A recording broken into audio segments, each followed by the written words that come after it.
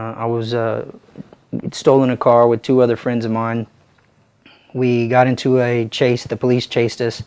We crashed the car, ran a little while, and I ended up getting caught. My two friends got away, but I ended up going to jail. They offered me 5 years deferred adjudicated probation, and I actually told them no, because I knew that to me, the way I was thinking at that time, that was a trap, because I wasn't ready to calm down and stop, living crazy. So I told them no, just send me to jail. So I went to state jail, Hutchins State Jail in Dallas for 6 months.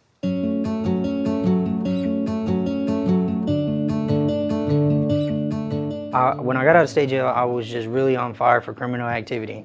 A friend and I robbed some people that we thought at the time were rival gang members. I didn't actually know them. Went to prison, I got in school, kept to myself, and that's when things began to change, because I spent time studying world religions, or what they would call comparative world religions. After about 3 years of studying these things, the occult and yoga and mysticism and postmodern ideology, a friend of mine had been sort of, at the time I didn't know what it was called, but he was sort of discipling me this whole time.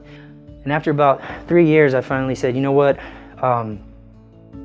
just, give me some books, give me some literature on Christianity instead of just talking to you once a week. So I came to know about Prison Fellowship because they had, events and activities going on at the prison.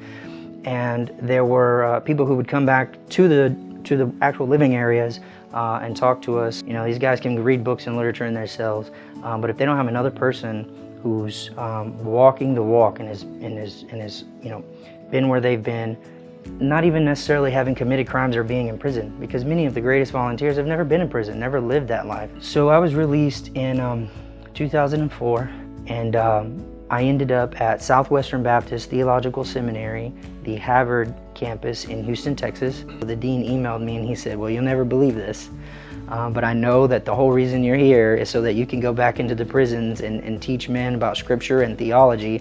Now we're being asked to start a seminary in a prison, and I want you involved somehow.